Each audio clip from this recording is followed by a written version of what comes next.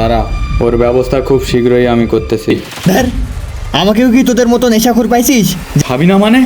কিন্তু আমি তো তোরে খাওয়াবো, মানে তোকে খাইতেই হবে। খা। অনুভূতিটা তো অনেক অদ্ভুত। আর টাকা লাগবে। কৃষক তোর এত টাকা লাগবে?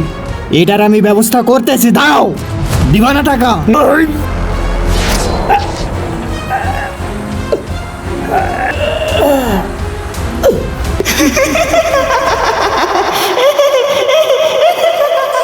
ওদেরকে আমি ছাড়বো না।